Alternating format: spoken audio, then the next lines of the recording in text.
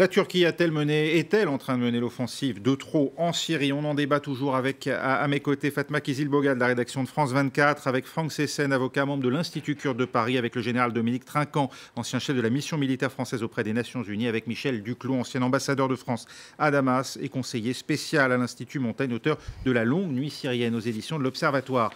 Franck Sessen, les Kurdes de Syrie appellent Moscou à jouer le rôle de garant, disent-ils, dans un processus de dialogue avec le régime de Bachar el-Assad. Et alors qu'il se trouve aujourd'hui menacé par l'offensive de la Turquie, que peut faire la Russie? Que peut faire éventuellement Damas? La Russie, beaucoup de choses. La Russie, beaucoup de choses. Damas, peu de choses. La Russie, aujourd'hui, Damas, c'est la Russie. Ceci étant, les Kurdes ne se sont jamais retrouvés dans une guerre face au régime. Donc, il n'y a pas de front kurde contre le régime, et comme il n'y avait pas de front kurde contre la Turquie. Cette histoire de menaces terroristes, menaces kurdes, menaces PKK, menaces YPG, c'est un pur mensonge. Dès le début, les Kurdes ont négocié avec la Turquie. Salih Müslüm a été en Turquie plusieurs fois. Tous les représentants du YPG ont été en Turquie à une époque, jusqu'à ce qu'Erdogan change de politique. Il y a eu une négociation avec Öcalan, même à l'époque. Et même Öcalan de 2012 à 2014, oui. À 2015. Qu'est-ce qui a raté? Qu'est-ce qui ne s'est pas fait? Qu'est-ce qui a raté? Je crois, ça a été dit par monsieur l'ambassadeur, c'est que Erdogan a perdu sur sa politique de la Syrie à l'intérieur. Ça lui a beaucoup coûté. Et Erdogan est en train de perdre le pouvoir à l'intérieur. Les élections d'Istanbul, il l'a perdu grâce aux Kurdes. Il s'est mis le Kurde sur le dos. Et aujourd'hui, il oblige la nation, par une guerre à l'extérieur, à se taire, à le suivre et à rassurer son avenir. Peu lui importe. Mais de grâce, qu'on ne dise pas, il y a une menace de cette zone sur la Turquie. Et puis, corridor de sécurité, juste une seconde et je termine là-dessus. Corridor de sécurité. Il faut savoir que toutes les populations chrétiennes qui ont fui Alep, qui ont fui les régions d'Idlib, qui ont fui les régions de Damas, ont trouvé refuge dans cette zone. Dans cette zone, il n'y a jamais eu de guerre civile entre les populations. Il n'y a jamais eu de nettoyage ethnique. La seule guerre qui a été menée par des miliciens kurdes, et vous avez des miliciens, le mot me dérange un peu, population armée, de grands-pères aux petits-fils, de filles aux garçons, tout le monde. Donc, il y a une population qui vit ensemble. La Turquie peut parfaitement et aurait pu amener toutes les réfugiés syriens en accord avec les autorités dans la zone, si la zone peut le supporter. Mais Erdogan, à l'ONU, s'est fait quelque chose comme agent immobilier. Il parle de création de 30 villes, autant de villages. Il s'est fait chantre de populations musulmanes sauvées de l'Occident.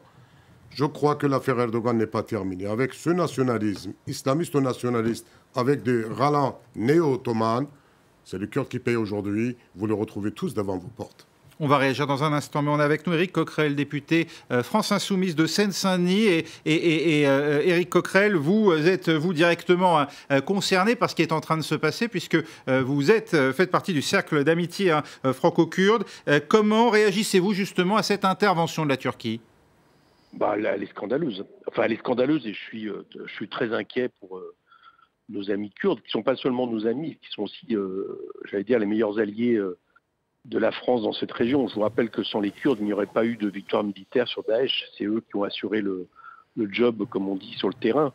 Et qui plus est, qui représentent aussi à travers la région du Rojava une expérience en termes de constitution assez... si ce n'est unique, en tout cas, c'est exceptionnel dans la région, laïque, féministe, sociale, enfin bon, avec des valeurs qui sont des valeurs, des principes universalistes. C'est aussi un danger pour la paix dans cette région. Alors, le mot paix est un peu fort dans une région qui a été ensanglantée pendant de longues années, mais là, il y avait la possibilité d'espérer reconstruire une Syrie apaisée, enfin en tout cas plus apaisée. Et là, c'est sûr que cette offensive sur la Syrie de la Turquie est tout simplement scandaleuse. Donc, la France a-t-elle les moyens, d'après vous, de s'opposer à Erdogan? Et si oui, de quelle manière? Oui, il y a un moyen. Alors, nous, on est satisfait que la France ait saisi le Conseil de sécurité de l'ONU. On l'avait demandé au début de l'après-midi, mais maintenant, ça ne peut pas être juste un vœu pieux. Il faut taper du poing sur la table. Je vous rappelle qu'on est dans une même alliance avec la Turquie, ce qui d'ailleurs est rend de plus en plus problématique l'existence de l'OTAN, en tout cas notre intégration à l'OTAN. J'ai vu que l'OTAN se demandait de la retenue. Ça ne peut pas être de la retenue, c'est-à-dire que on doit demander à la Turquie de repartir immédiatement.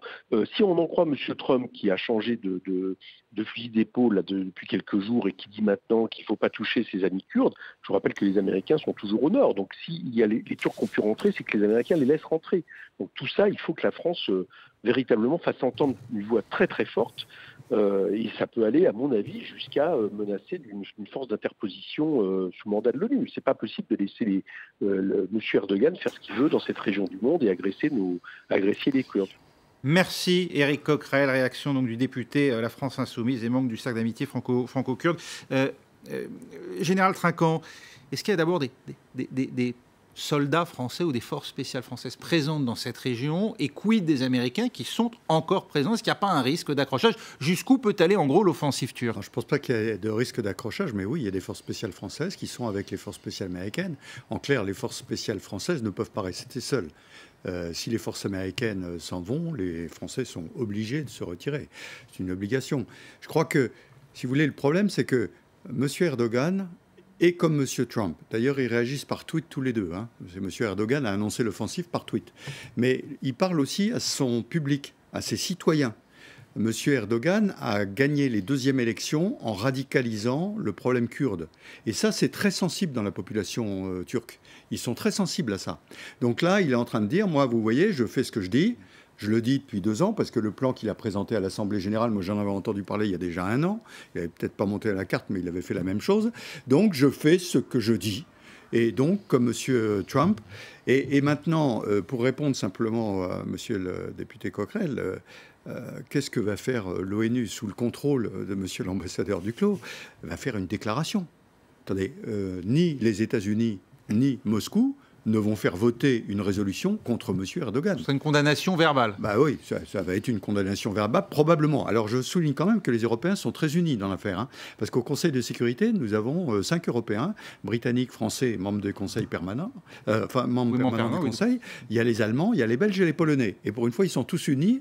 Alors peut-être qu'ils vont arriver à rédiger un texte, mais ça, je ne vois pas comment ça peut aller beaucoup plus loin. On va écouter ce que dit justement Jean-Claude Juncker pour la Commission européenne. J'appelle la Turquie et les autres acteurs à la retenue et à arrêter l'offensive en cours à l'heure où nous parlons. Si le plan de la Turquie implique une soi-disant zone tampon, qu'elle ne s'attende pas à ce que l'Union européenne paye pour ça. La transition politique est la seule solution en Syrie. Michel Duclos, est-ce que ça compte ça? Quels sont les moyens des Européens? Quels sont les moyens de la France notamment? Alors, nous vivons dans un monde que l'on pourrait appeler le monde des nouveaux autoritaires.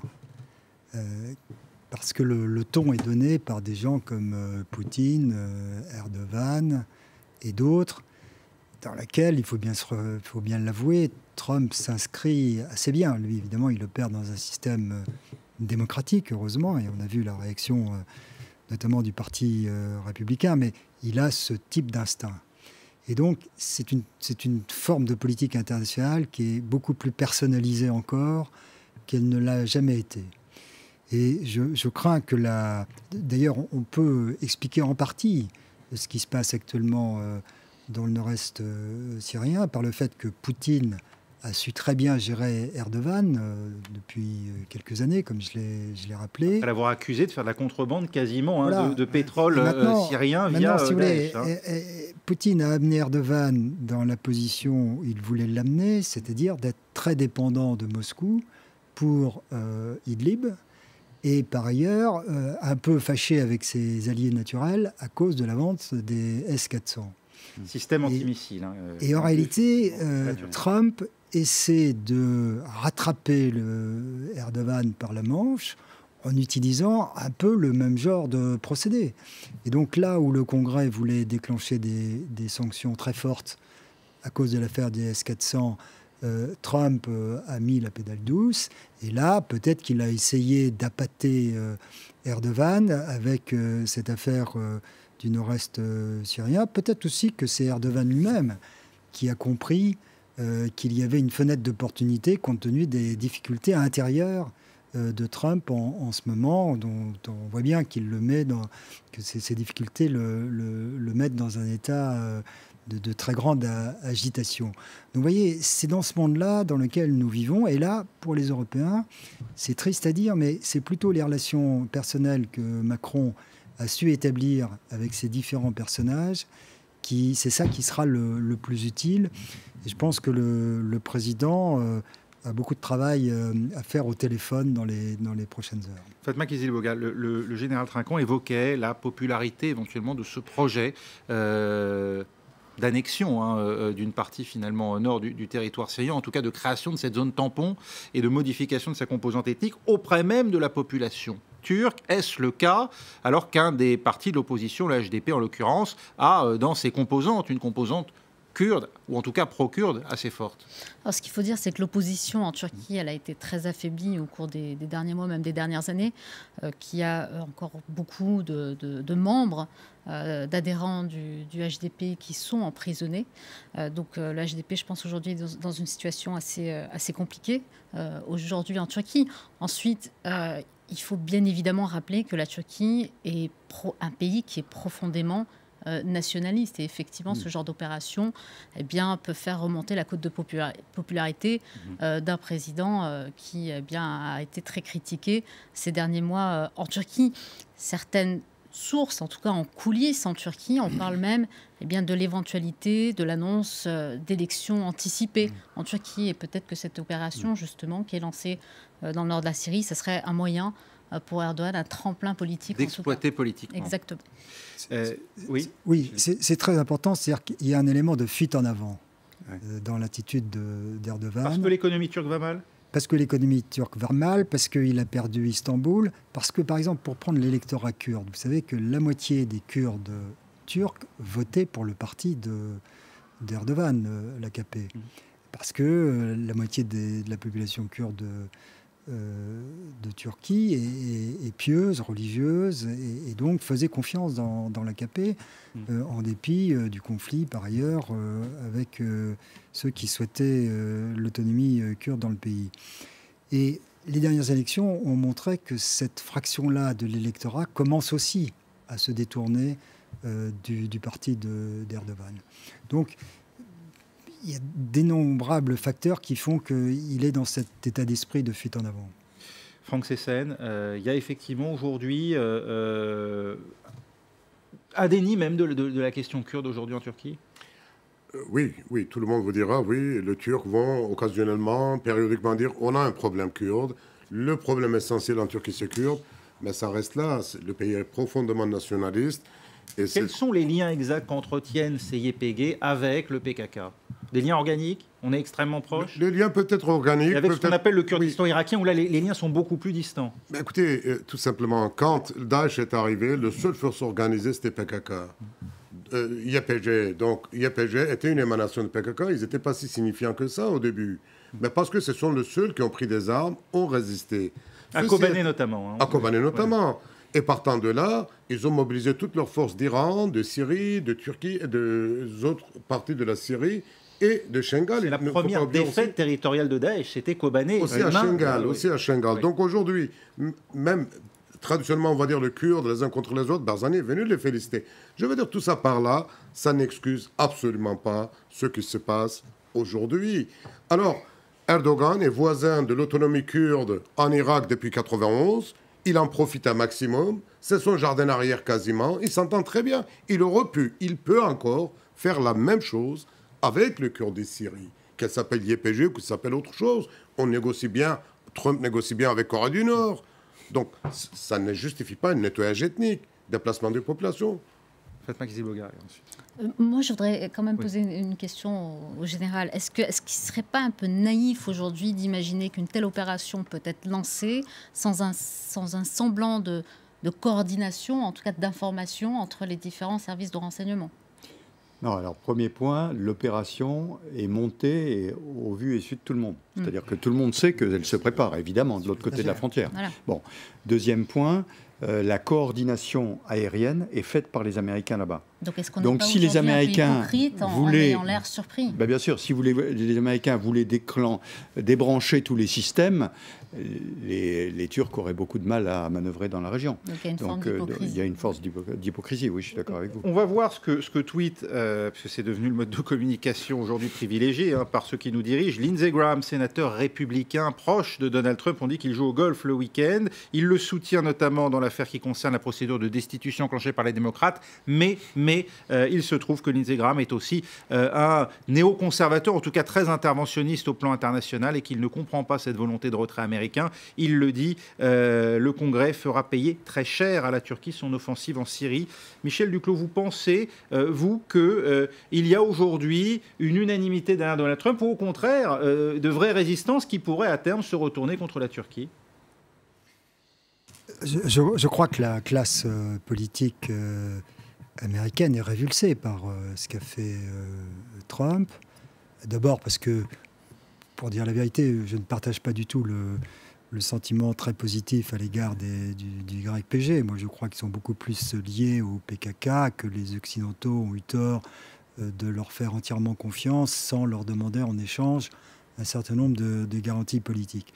Mais ayant dit cela, c'est évident que quand on a un allié, on ne le poignarde pas dans le dos au moment où il est en difficulté. Donc ce sentiment d'honneur, naturellement, fait que la classe politique américaine est révulsée. Et s'y ajoute un autre phénomène, c'est que cette attitude de Trump fait suite au lâchage de l'Arabie saoudite face à l'attaque du 14 septembre. De l'Iran, oui. Et donc, attribué à l'Iran. Attribué à l'Iran. Et donc, la classe politique américaine se rend bien compte que la garantie de sécurité américaine, comme on dit en termes savants, c'est-à-dire la parole des États-Unis à l'égard de ses alliés, est en train de se dévaloriser à une vitesse grand V, et que ça donne l'impression de ramener les garçons à la maison, c'est la paix, etc. Mais ça veut dire des conflits encore plus difficiles demain. Général. Oui, je crois qu'il y a l'opposition. Je reviens toujours aux citoyens votants américains. Le président américain, lui, parle à ses électeurs et leur dit « je ramène les garçons à la maison ». La politique internationale des États-Unis n'intéresse pas les 3/4 des Américains. Donc, oui, je fais ce que j'ai dit. Les élus républicains. Alors, elle intéresse les élus, naturellement. Et je Comment crois vous expliquez que ces mêmes élus qui attachent beaucoup d'importance, finalement, aux foules qui se déplacent dans les meetings de Donald Trump, regardent en même temps du côté de la Syrie et sont très inquiets? Oui, c'est très ambivalent. Je suis d'accord avec vous, parce que les républicains sont très très proches du lobby militaro-industriel américain. Et donc, à la fois, ramener les garçons à la maison, oui, dans les villages du centre des États-Unis, c'est important, mais en même temps, le lobby militaro-industriel est important pour faire élire les parlementaires. Donc c'est quelque chose, il y a une ambiguïté là-dedans. Mais le deuxième point, je suis tout à fait d'accord avec ce que dit l'ambassadeur, c'est que aujourd'hui, qu'est-ce que c'est que la garantie américaine? Il n'y a plus rien. L'Arabie saoudite est lâchée, les alliés sur le terrain kurdes sont lâchés, il n'obtient rien en Corée. Enfin bref, il n'y a plus de garantie. Et ça, c'est très très inquiétant, pas forcément seulement pour les Américains, mais pour l'état du monde, globalement. Ouais. Quand on a le leader, la superpuissance qui dit d'un seul coup, moi je m'occupe plus de rien, et en plus je fais à contre-courant et dans tous les sens n'importe quoi, pour la paix du monde, c'est extrêmement dangereux. Jusqu'où les États-Unis laisseront-ils la Turquie, encore une fois, mettre en place cette zone Alors moi je crois plus aujourd'hui au fait dur sur le territoire, c'est que les Américains, ils n'ont pas réussi à l'arrêter. Je ne vois pas très bien comment M. Erdogan, maintenant qu'il a lancé son opération, va s'arrêter. Mais en revanche, un enlisement dans la zone, parce que aller dans la zone, prendre 1 ou 2 points dans la zone, c'est une chose, mais y rester, ça c'est un autre sujet. Et là, je pense que l'armée turque risque d'avoir de gros problèmes pour rester dans cette zone si les YPG décident de pouvoir combattre contre l'armée turque. Franck Sessen, c'est votre avis aussi? Il y a un risque de bourbier à terme pour les Turcs? Non, je pense qu'à long terme, Erdogan a lancé son pays vers un avenir incertain. C'est qu'il y a 20 millions de Kurdes en Turquie. Leur cœur bat pour ceux de Syrie, de ceux de Rojava. Donc, il est fort possible que tous les Kurdes de Rojava arrêtent leur guerre parce que moi je ne suis pas militaire, sous contrôle, c'est terre-plein, on ne peut pas résister là-bas, mais de ramener cette guerre à l'intérieur de la Turquie, et là, ce n'est pas 1 million, 2 millions, c'est des dizaines de millions que nous verrons en réfugiés ou en déplacés. Je crois qu'il faut en être conscient, je ne dis pas ça gratuitement. Aujourd'hui, nous avons YPG, PKK, monsieur l'ambassadeur disait, peut-être ils ne sont pas si angéliques que ça, j'en conviens, mais ça veut dire quoi? Si les Occidentaux qui sont nos alliés nous demandaient en quoi que ce soit d'intégrer une démocratie ou pluralisme ou etc., ben pour cela, il faudrait préserver notre administration. On a une administration, il faut qu'on ait le moyen d'exercer une vie civile, s'organiser civilement et ne pas être obligé de se défendre militairement sans aucun moyen en plus. Reste la question, qui n'est évidemment loin d'être secondaire pour nous vu d'ici, c'est aussi celle des prisonniers du groupe État islamique et de la reconstitution des forces du groupe État islamique. Est-ce que ce qui est en train de se passer là donne un coup de pouce d'une certaine manière à Daesh? Bien sûr, d'ailleurs, les Kurdes l'ont dit très clairement, ils ont des camps de prisonniers avec beaucoup de prisonniers. Au passage, on évalue probablement à 450 Français dans ces prisonniers. Un certain nombre avaient été évacués vers l'Irak et traités par l'Irak. D'autres sont restés là. Les Kurdes, s'ils mobilisent leurs moyens pour se défendre, vont abandonner ces camps de prisonniers. Et là, vous avez des gens qui partent dans la nature et qui sont extrêmement dangereux et qui peuvent rejoindre les cellules de Daesh qui existent encore ailleurs.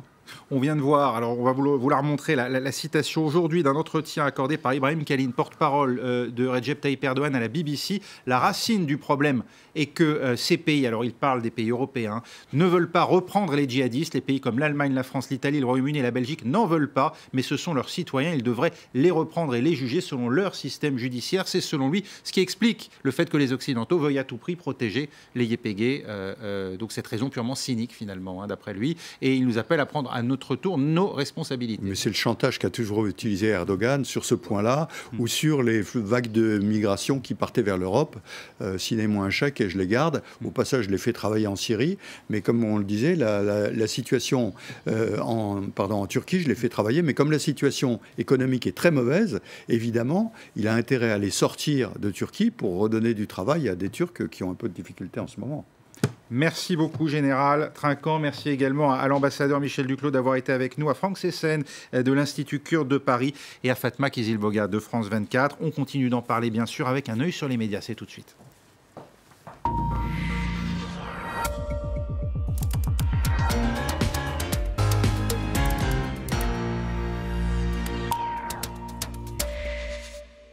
Voilà, cette offensive turque vue du net provoque évidemment beaucoup de réactions. On voit ça avec vous, Valériane Gauthier, à commencer par les réactions politiques de la communauté internationale. Exactement, Raphaël, et les condamnations pleuvent. Je vous le rappelle, le Conseil de sécurité de l'ONU doit se réunir d'urgence et à huis clos demain jeudi à la demande de ses membres européens. La France, l'Allemagne, la Pologne, la Belgique et le Royaume-Uni. Son président en exercice, l'ambassadeur sud-africain Jerry Matthews Machira, appelle la Turquie à épargner les civils et à exercer un maximum de retenue. Une retenue à laquelle exhorte aussi le président de la Commission européenne, Jean-Claude Juncker. Il demande même à Ankara de mettre fin immédiatement à son opération militaire en Syrie. Du côté de Paris, la secrétaire d'État française aux Affaires européennes, Amélie de Montchalin, a fait savoir que la France, l'Allemagne et le Royaume-Uni sont en train de finaliser une déclaration commune qui sera extrêmement claire sur le fait que nous condamnons très fortement et très fermement ce qui est rapporté. Le ministre allemand des Affaires étrangères, Heiko Maas, qui condamne aussi cette offensive, exhorte lui la Turquie à défendre ses intérêts sécuritaires de manière pacifique, car cela risque, selon lui, de déstabiliser davantage la région et de provoquer une résurgence du groupe État islamique. À Damas, Tishrin, le média d'État syrien, parle d'agressivité de la part de la Turquie et dénonce des visées expansionnistes de Recep Tayyip Erdogan. Recep Tayyip Erdogan qui a annoncé le lancement de cette opération nommée Source de paix sur son compte Twitter. Selon lui, l'opération vise les terroristes des YPG et de Daesh, l'acronyme arabe du groupe État islamique. Il ajoute que l'objectif est d'empêcher la création d'un corridor terroriste à travers la frontière sud de la Turquie et de rétablir la paix dans la région. Oui, mais voilà, beaucoup s'inquiètent avant tout pour le sort des civils qui sont coincés dans cette zone. Oui, comme le raconte Mustapha Bali des FDS, la panique règne parmi les habitants de la région après les bombardements de l'aviation turque, des frappes aériennes dont les images sont partagées sur les réseaux sociaux, comme vous le voyez ici. Barzan Izo, journaliste qui couvre la région, a aussi partagé cette photo d'un couple qui fuit les bombardements à Ras Al Ain. La femme aide son mari en fauteuil roulant.